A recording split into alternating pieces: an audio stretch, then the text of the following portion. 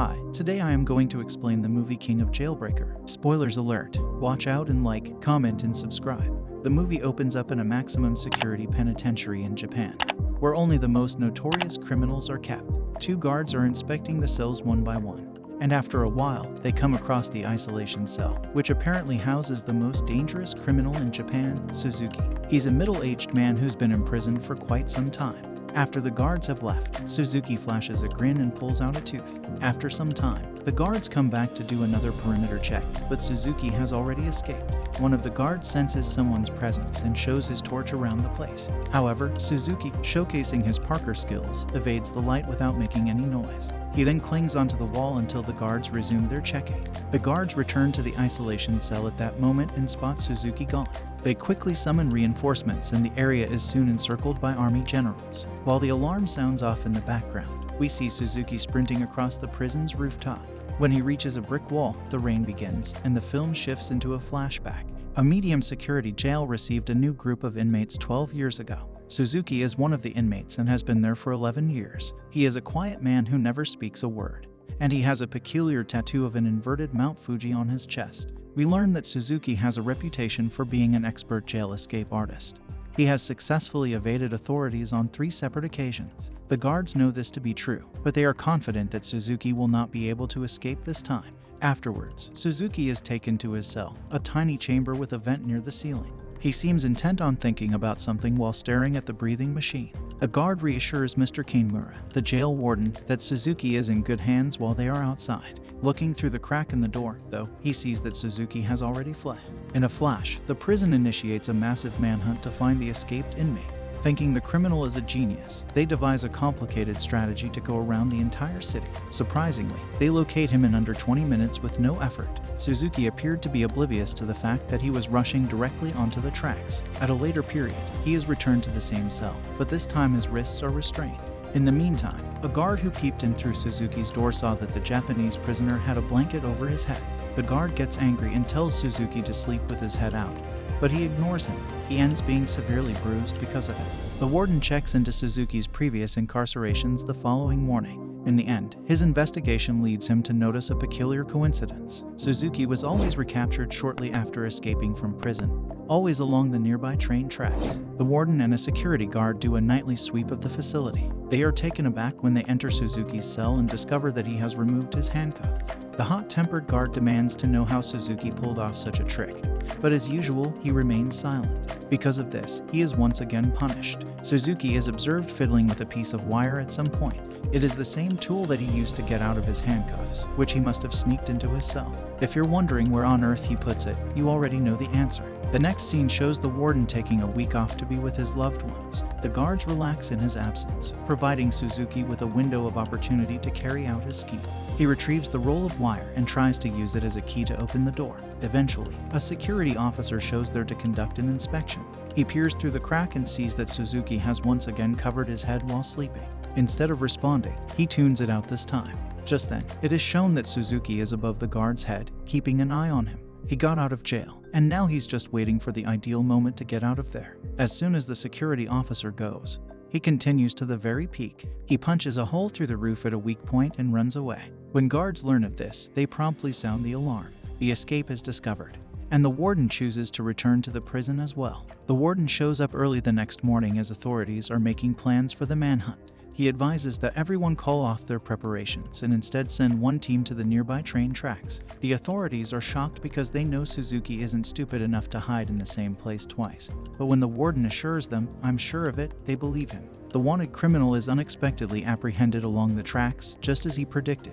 It's as though his wits evaporate the moment he walks out of jail, and is promoted to a high-ranking position at the Ministry of Justice. As a result, he must abandon his responsibilities in the jail. His new job will see him traveling the country to check on the circumstances in which prisoners are being held in prison. Conversely, Suzuki escapes from jail once more but is caught near the train tracks. Each year he spends behind bars brings him to a new prison, yet he always manages to escape.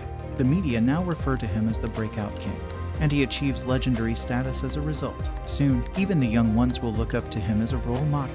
The film then skips ahead 12 years to the point where Suzuki is being moved to the Central Penitentiary. This time around, he is being closely watched by a team of guards who have been given the task of keeping him safe.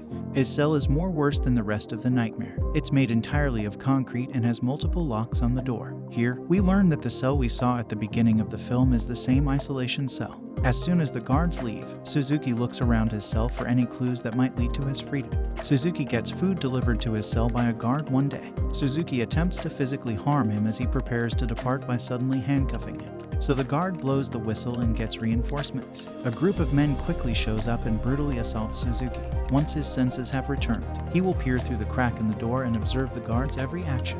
When he does, blood pours down his face and soaks the metal cage. The guards hope that Suzuki will not be able to break out of his restraints by adding a few more screws the next morning. They give him one last severe beating before they leave. Suzuki starts killing time in this fashion. He provokes the guards into beating him so they can smear his blood across the door's iron bars. The guards beat him so hard that he loses a tooth one day. Suzuki, seemingly out of the blue, takes it and beams as though he'd been anticipating this the whole time. Suzuki then uses his teeth to make a drawing on the wall in the following scene. When an officer comes, he returns the tooth to its proper location in his mouth. Suzuki assaults yet another security guard a few weeks later. After going too far this time, he receives the harshest possible penalty. They produce a lengthy chain and use it to bind him in an uncomfortable position.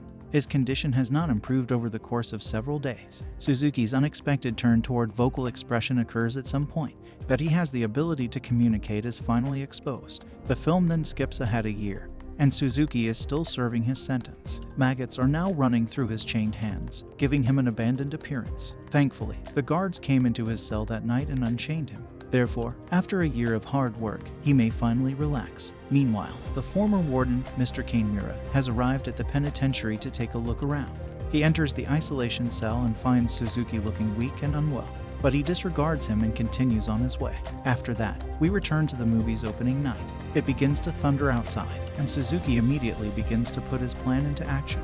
He seemed to have been anticipating today for well over a year. He pulls out a tooth and begins loosening his cuff screws. It is revealed that Suzuki was merely honing his tooth so that it would fit the screws, and not drawing on the walls. Free at last, he walks over to the door and begins shaking the metal bars. Surprisingly, the metal bars are easy to remove because they have rusted from the steady flow of blood. This allows him to get out of his cell and eventually the whole facility. The next scene takes place in the past, on Suzuki's actual birthday. His mother passes away from complications during childbirth, while his father rots away in prison. As a result, his cousins and aunts and uncles take care of him. While out in the woods honing his Parker talents, Suzuki is confronted by his fugitive father. They become close, and Suzuki eventually realizes that his father has the identical tattoo on his chest. When police arrive and start chasing the dad, however, their rendezvous has to end abruptly. Suzuki, realizing this, decides he must track down his biological father. Now back in the present, Mr. Kanemura has prevented Suzuki from continuing his run along the tracks.